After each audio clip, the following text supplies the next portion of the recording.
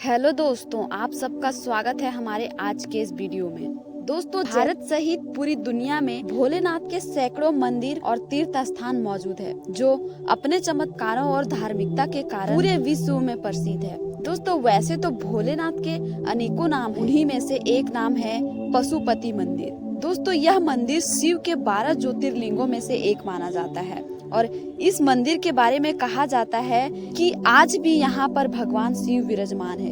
दोस्तों, पशुपतिनाथ मंदिर को लेकर मान्यता है कि अगर कोई व्यक्ति यहाँ दर्शन करने के लिए आता है तो उसे किसी जन्म में पशु की योनि नहीं मिलती है। तो दोस्तों, चलिए अब हम जानते हैं कि पशुपतिनाथ मंदिर आखिर कहाँ है। भारत के पड़ोसी देश नेपाल की राजधानी काठमांडू से लगभग 3 किलोमीटर की दूरी पर बागमती नदी के किनारे भगवान शिव को समर्पित पशुपतिनाथ मंदिर अवस्थित है। दोस्तों, देवपाटन गांव में स्थित इस मंदिर की खासियत को देखते हुए से यूनेस्को ने विश्व धरोहर की सूची में शामिल किया है। दोस्तों, यह मंदिर जो है नेपाल में भगवान शिव को समर्पित सबसे पवित्र मंदिरों में से एक गिना जाता है।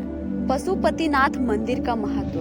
दोस्तों, हिंदू धर्म में पशुपतिनाथ मंदिर का बहुत ही अधिक महत्व है, क्योंकि ऐसा माना जाता है जो भी व्यक्ति इस स्थान के दर्शन कर लेता है तो उसे कभी पशु योनि प्राप्त नहीं होती है। तो दोस्तों, इसके पीछे भी एक शर्त है कि यहाँ आकर सर्वप्रथम शिवलिंग के दर्शन करें और उसके बाद ही यहाँ विराजमान नंदी के दर्शन करें।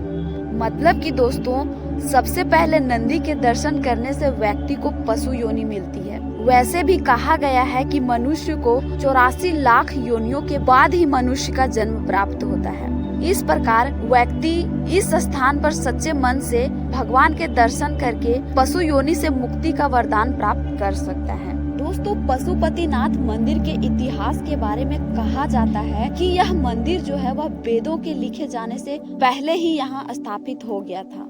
दोस्तों, इस मंदिर में भगवान शिव के एक 5 मुख वाली मूर्ति है।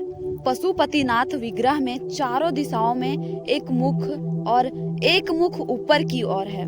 और दोस्तों, प्रत्येक मुख के दाएं हाथ में रुद्राक्ष की माला है और बाएं हाथ में कमंडल मौजूद है। तो दोस्तों, अब हम जानेंगे कि महादेव को पशुपतिनाथ क्यों कहा जाता है।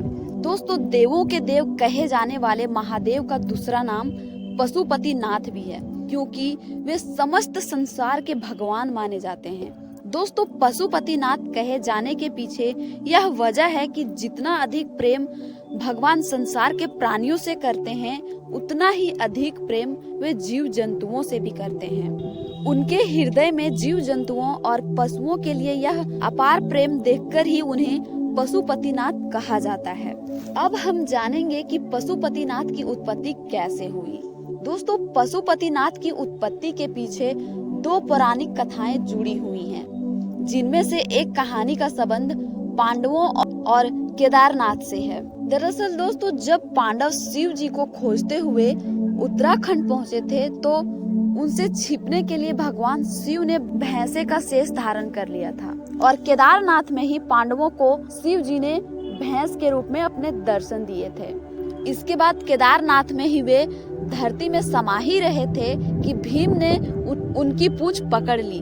और ऐसा कहा जाता है कि जिस स्थान में भगवान शिव का मुंह बाहर निकला था, उसे ही आज वर्तमान में पशुपतिनाथ मंदिर कहा जाता है।